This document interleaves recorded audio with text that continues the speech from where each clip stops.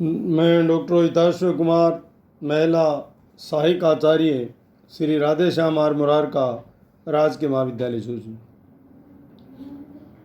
प्रिय विद्यार्थियों, हम बीकॉम पार्ट 3 विषय एबीएसटी प्रश्न पत्र प्रथम अंकेक्षण एवं प्रबंध लेखांकन में हमने अब तक कंपनी अंकेक्षण में अंशों की पूंजी हस्तांतरण, उसका हरण और पुनः निर्गमन संबंधी अध्ययन किया। और आज हम ऋणपत्र डिवेंचर्स के बारे में अध्ययन करेंगे। ऋणपत्र क्या हैं, ऋणपत्रों के प्रकार क्या हैं, कितने प्रकार के होते हैं ऋणपत्र, इन सब का अध्ययन आज हम करेंगे। ऋणपत्र है, ऋणपत्र कंपनी की मोहर अर्थात सील के अंतर्गत दी गई ऋण की एक स्वीकृति है। यदि ऋण की स्वीकृति कंपनी की एक मोहर के अंतर्गत दी जाती है तो और उसे एक प्रकार से ऋणपत्र कहते हैं। ऋणपत्र कंपनी की मोहर के अंतर्गत दी गई ऋण की एक स्वीकृति है जिसमें एक निर्दिष्ट तिथि पर मूलधन के भुगतान का तथा एक निश्चित दर से अर्धवार्षिक ब्याज के भुगतान का अनुबंध होता है। इसके द्वारा कंपनी की संपत्तियों पर प्रभार दिया भी जा सकता है अथवा नहीं भी। कहने का अर्थ है, जो कंपनी की संपत्तियां हैं उस पर प्रभार दिया भी जा सकता है और नहीं भी दिया जा सकता है। कंपनी विधान 2013, जैसे अपन ने कंपनी में पढ़ा था कि वर्तमान में जो भारत में है वो कंपनी विधान 2013 है। और कंपनी विधान 2013 की धारा 2 सब धारा 30 के अनुसार ऋणपत्र जो स्टॉक की बात है, स्टॉक, बॉन्ड और अन्य प्रतिभूतियां ऋणपत्र में ही शामिल होती हैं, चाहे वे कंपनी की संपत्ति पर प्रभार उत्पन्न करें या नहीं। अन्य प्रतिभूतियों के नाम आय प्रमाण पत्र, इनकम सर्टिफिकेट, परिवर्तनशील नोट और निक्षेप प्रमाण पत्र, डिपॉजिट सर्टिफिकेट हो सकते हैं। इस तरह ऋणपत्र के जो हैं वो अनेक प्रकार हैं और हमें मुख्यतः इनको 7 प्रकार में बांटा है। पहला है बंधक वाले ऋणपत्र एवं नगन ऋणपत्र, मॉर्गेज डिवेंचर्स या निक्ड डिवेंचर्स। ऐसे ऋणपत्र जिनका भुगतान कंपनी की संपूर्ण या कुछ संपत्तियों के प्रभाव द्वारा सुरक्षित है। बंधक वाले ऋणपत्र एवं नगन ऋणपत्र वो हैं कि जिनका भुगतान कंपनी की संपूर्ण या कुछ संपत्तियों के प्रभार पर सुरक्षित है, इसे बंधक ऋणपत्र कहलाते हैं। ऐसे ऋणपत्र जिसके संबंध में धारक को मूलधन या ब्याज के भुगतान के लिए कोई प्रतिभूति नहीं दी जाती है, उसे नगन ऋणपत्र कहलाते हैं। अर्थात हम ये कह सकते हैं कि ऐसे ऋणपत्र जिनका भुगतान कंपनी की संपूर्ण या कुछ संपत्तियों के प्रभाव द्वारा सुरक्षित रखा जाता है, उसे तो बंधक वाले ऋणपत्र कहलाते हैं। और ऐसे ऋणपत्र जिनका संबंध में धारक को मूलधन या ब्याज के भुगतान के लिए कोई प्रतिभूति नहीं दी जाती है, उसे नगण्य ऋणपत्र कहते हैं। दूसरा है रजिस्टर्ड एवं वाहक ऋणपत्र, registered and bearers debentures. Registered ऋणपत्र उन्हें कहते हैं जिनके धारक का नाम कंपनी के ऋणपत्रों के रजिस्टर में लिखा होता है। अर्थात जिसके कंपनी के रजिस्टर है उसमें ऋणपत्रों के रजिस्टर में यदि उनका नाम लिखा होता है तो उसे रजिस्टर्ड ऋणपत्र कहते हैं। और जिनका हस्तांतरण एक हस्तांतरण संलेख के द्वारा ही किया जा सकता है। और वाहक ऋणपत्र वे होते हैं जो उसके वाहक को दे होते हैं और इनका हस्तांतरण केवल सपुर्दगी द्वारा ही किया जा सकता है। तीसरा प्रकार है परिवर्तनशील ऋणपत्र। जिन ऋणपत्रों के धारकों को अपने ऋणपत्रों को कंपनी के अंशों के बदले यदि कंपनी जो ऋणपत्र धारक हैं उनको अपने ऋणपत्रों को यदि अंश के बदले में विकल्प दिया है तो इसे परिवर्तनशील ऋणपत्र कहते हैं।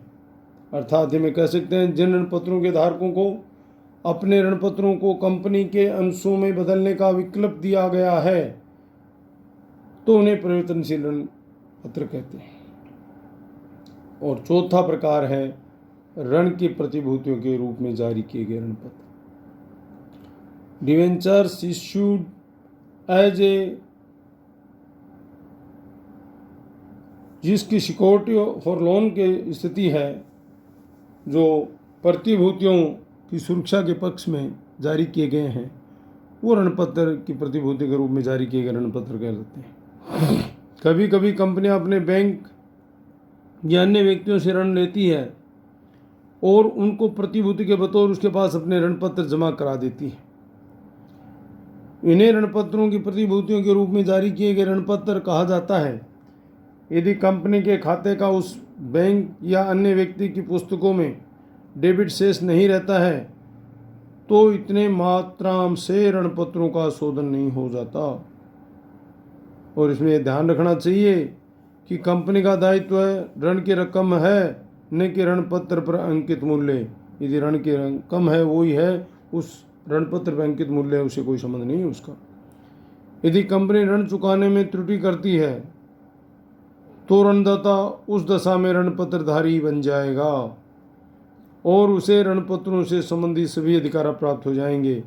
ऐसे ऋणपत्रों पर कोई ब्याज नहीं दिया जाता है, लेकिन ऋण पर ब्याज दिया जाता रहेगा। जो लोन लिया उस पर ब्याज देना होगा। और छठा प्रकार है ऋणपत्रों का अशुद्ध ऋणपत्र, इरिडीमेबल डिवेंचर्स। अशुद्ध ऋणपत्र से ऐसे ऋणपत्रों से है जिनका भुगतान कंपनी के जीवन काल में नहीं किया जा सकता। जो कंपनी का जीवन काल है उसमें भुगतान नहीं किया जा सकता, या जिनका भुगतान किसी दूर की आकस्मिक घटना के घटने पर या किसी लंबी अवधि के बीतने पर ही किया जाएगा, उसे अशुद्ध ऋणपत्र कहते हैं। और छठा है प्रथम ऋणपत्र, फर्स्ट डिवेंचर्स। जिन ऋणपत्रों का भुगतान अन्य ऋणपत्रों की अपेक्षा प्राथमिकता के आधार पर किया जाता है, मतलब सबसे पहले किया जाता है, उसे प्रथम ऋणपत्र कहते हैं। ऐसे ऋणपत्र शोधित दर देने के बाद पुनः निर्मित भी किए जा सकते हैं। दूसरा है द्वितीय ऋणपत्र, जो सातवां अंतिम ऋणपत्रों का प्रकार है, वो है द्वितीय ऋणपत्र, सेकेंड डिवेंचर। जिन ऋणपत्रों का भुगतान प्रथम ऋणपत्रों के बाद किया जाता है उसे द्वितीय ऋणपत्र कहते हैं। अर्थात सबसे पहले प्रथम ऋणपत्र का भुगतान होगा, उसके बाद जो सेकंड डिवेंचर्स हैं उसके द्वितीय ऋणपत्र का भुगतान। इसके अलावा हम समरूप वाले या समरूप वाक्य वाले ऋणपत्र उसके बारे में अध्ययन करें। समरूप वाक्य वाले ऋणपत्र कौन से होते हैं? वो ऋणपत्र जब कोई कंपनी ऋणपत्रों की श्रृंखला सीरीज जारी करती है तो सामान्यतः इन ऋणपत्रों की शर्तों में समरूपता की शर्त लिखी रहती है।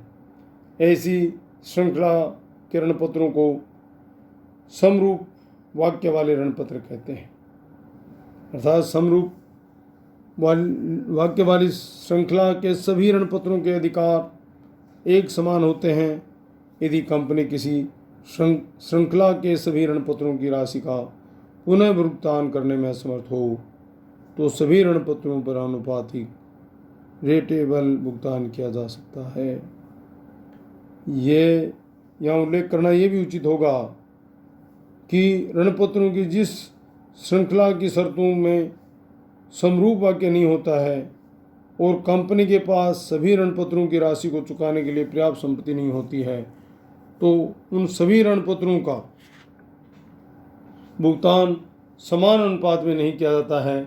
ऐसी स्थिति में उसका भुगतान निम्नानुसार किया जा सकता है। पहला है यदि ऋणपत्र अलग अलग तिथियों पर निर्मित किए गए हैं। यदि ऋणपत्रों को अलग अलग तिथि को, अलग अलग तारीख को यदि निर्गमन किया गया है तो उसका भुगतान उसके निर्गमन की तिथि के क्रम में ही किया जाएगा। जो पहले निर्गमन किए गए उनका पहले भुगतान हो जाएगा, जो बाद में किए गए उनका बाद में हो जाएगा। दूसरा है, यदि सभी ऋणपत्र किसी एक ही तिथि को जारी किए गए हों तो ऋणपत्रों का भुगतान उनकी क्रमानुसार संख्या जो सीरियल नंबर है के अनुसार किया जाएगा। जो पहले सीरियल नंबर है जिस ऋणपत्र का, उसका पहले भुगतान किया जाएगा और 10 क्रम से उसका भुगतान किया जाएगा। अतः ऋणपत्रों को प्रत्येक श्रृंखला की शर्तों के समरूप वाक्य हो सकता है, किंतु कोई भी कंपनी ऋणपत्रों की नई श्रृंखला को पुरानी श्रृंखला के स्वरूप तक नहीं बना सकती जब तक कि ऋणपत्रों की पुरानी श्रृंखला के शर्तों में ही इन हासिल के अधिकार को स्पष्ट रूप से आरक्षित न कर लिया गया। इस प्रकार हमने ऋणपत्रों के प्रकारों का पढ़ा। इसके अलावा ऋणपत्रों के निर्गमन से संबंधित महत्वपूर्ण प्रावधान क्या क्या हैं? Important provisions relating to issue of debentures, क्या क्या प्रावधान हैं? ऋणपत्रों के निर्गमन के संबंध में कुछ कानूनी प्रावधान हैं और उन प्रावधानों का पालन करते हुए ही ऋणपत्रों का निर्गमन करना चाहिए। उसमें पहला प्रावधान है ऋणपत्र निर्गमन का अधिकार। वे ऋणपत्र किसके द्वारा निर्गमन किया जाए, किसको अधिकार है कि वह ऋणपत्र का निर्गमन करे। कंपनी ऋणपत्रों का निर्गमन तभी कर सकती है जबकि कंपनी के अंतर नियमों में ऋणपत्रों के निर्गमन की व्यवस्था हो। यदि ऐसी व्यवस्था नहीं है तो सर्वप्रथम अंतर नियमों में परिवर्तन करके व्यवस्था करनी चाहिए। यदि ऋणपत्र के निर्गमन में सीधा है कि कंपनी का जो पहले भी बताया था कि अंतर नियम और पार्षद नियम महत्वपूर्ण प्रलेख हैं, इनके डॉक्यूमेंट्स हैं। यदि अंतर नियमों में प्रोविज़न है तो ही ऋणपत्रों का निर्गमन किया जा सकता है, और नहीं है तो सर्वप्रथम उसमें अंतर नियमों में परिवर्तन करके व्यवस्था करनी होनी चाहिए। दूसरा, ऋणपत्रों की क्रेडिट रेटिंग करना। जो ऋणपत्रों की क्रेडिट रेटिंग करना, और इसमें यदि कंपनी 18 महीने से अधिक अवधि के बाद शोधनीय ऋणपत्रों का निर्गमन कर रहा हो, यदि कंपनी ऋणपत्रों के निर्गमन 18 महीने से अधिक अवधि के बाद जो शोधनीय ऋणपत्रों का निर्गमन कर रही है तो ऋणपत्रों के निर्गमन से पूर्व उसे उनका किसी मान्यता प्राप्त रेटिंग संस्था से रेटिंग भी करना होता है तथा रेटिंग का उल्लेख ऋणपत्रों के निर्गमन हेतु जारी किए गए पेरोल में भी करना होता है। इसके अलावा यदि ऋणपत्रों का निर्गमन इश्यू ऑफ डिवेंचर्स कैसे करें, उसका निर्गमन ऋणपत्रों का निर्गमन का समान मूल्य एज पर अथवा प्रीमियम पर किया जा सकता है और इस संबंध में कानूनी प्रतिबंध नहीं है। या तो ऋणपत्रों का निर्गमन वो समान मूल्य एड पर मूल्य अथवा प्रीमियम पर भी किया जा सकता है, लेकिन इसी संबंध में कोई कानूनी प्रतिबंध नहीं है। कंपनी विधान की धारा 180 व 181 के अनुसार कंपनी के संचालन ऐसी दशा में आगे ऋणपत्र और ऋण प्राप्त नहीं कर सकते जबकि प्राप्त ऋण या प्राप्त किए जाने वाले ऋण दोनों मिलकर उस कंपनी की प्राप्त पूंजी व मुक्त संचय के योग से अधिक हो जाएं। तो इसकी गणना करते समय व्यापार की साधारण गतिविधियों में बैंक से प्राप्त किया गया अस्थायी ऋण भी शामिल नहीं किया जाएगा। और ऋणपत्रों के बंटन पर प्रतिबंध, ऋणपत्रों के बंटन कब नहीं किया जा सकता उसके प्रतिबंध, उसके बारे में ध्यान है। एक सार्वजनिक कंपनी द्वारा ऋणपत्रों के बंटन पर निम्नलिखित प्रतिबंध हैं। और पहला प्रतिबंध है, यदि कंपनी कोई पर विवरण निर्मित नहीं किया है तो ऋणपत्रों के प्रथम बंटन में से कम 3 दिन पहले रजिस्ट्रार के पास स्थानापन्न पर विवरण फाइल कर देना चाहिए। इसका मतलब सीधा है कि यदि उसका ऋणपत्रों का बंटन करना है, प्रथम बंटन करना है, तो उस पर विवरण है वो रजिस्ट्रार के पास फाइल करना चाहिए। दूसरा, यदि पर विवरण में यह कथन दिया गया है कि कंपनी किसी स्कंद विनिमय में इन ऋणपत्रों के क्रय विक्रय की अनुमति प्राप्त करने के लिए प्रार्थना पत्र दिया गया है या दिया जाएगा भविष्य के लिए, तो पर विवरण में प्रथम निर्गमन के 10 दिन के भीतर प्रार्थना पत्र दिया जाना चाहिए, अन्यथा बंटन व्यर्थ होगा। यदि स्कंद विनिमय द्वारा अभिधान सूची बंद होने के 3 सप्ताह की अवधि समाप्त होने से पूर्व प्रार्थना पत्र अस्वीकार कर दिया गया है तो बंटन व्यर्थ हो जाएगा।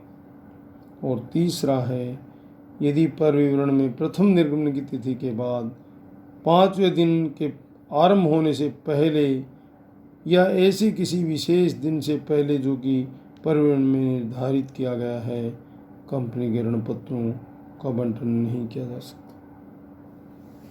और उसके बाद है ऋणपत्रों या ऋणपत्र धारकों का रजिस्टर। प्रत्येक कंपनी के लिए ऐसा रजिस्टर रखना अनिवार्य है जिसमें ऋणपत्रधारी का नाम, पता, व्यवसाय और प्रत्येक ऋणपत्र की क्रम संख्या, उस पर चुकाई गई रकम, ऋणपत्रधारी बनने की तारीख आदि का लेखा जोखा किया जाता है। यदि ऋणपत्रधारी की संख्या 50 से अधिक है, यदि ऋणपत्रधारियों की संख्या है वो 50 से अधिक है, तो इसके संबंध में एक कार्ड सूची रखनी होगी या इसे रजिस्टर को ही सूची का रूप बनाना होगा। दूसरा है ऋणपत्रों का हस्तांतरण कैसे हो। अंशों के हस्तांतरण के संबंध में जो विधि कंपनी विधान की धारा 56, 58, 59 तथा 72 तक बताई गई है, उस विधि को ऋणपत्रों के हस्तांतरण में भी अपनाया जाएगा, क्योंकि उपरोक्त धाराएं ऋणपत्रों के हस्तांतरण में भी लागू होंगी। अर्थात जैसे हमने अंशों का हस्तांतरण किया था वो जो कंपनी विधान की धारा 56, 58, 59 और 72 में है, उसी प्रकार से उन धाराओं को मद्देनजर रखते हुए, धाराओं की पालना करते हुए हमें ऋणपत्रों का हस्तांतरण भी किया जा सकता है।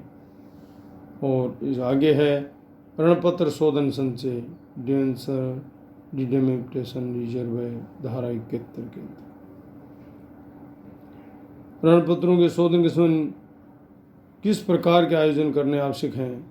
उसमें पहला है, प्रत्येक कंपनी को उस ऋणपत्र के संबंध में ऋणपत्र शोधन संचय बनाना आवश्यक है, जिन ऋणपत्रों का शोधन निगमन के 18 माह बाद किया जाना है। अर्थात सबसे पहले ऋणपत्र शोधन संचय बनाएं और उस ऋणपत्रों का शोधन निगमन के 18 महीने बाद किया जाना है इसके लिए।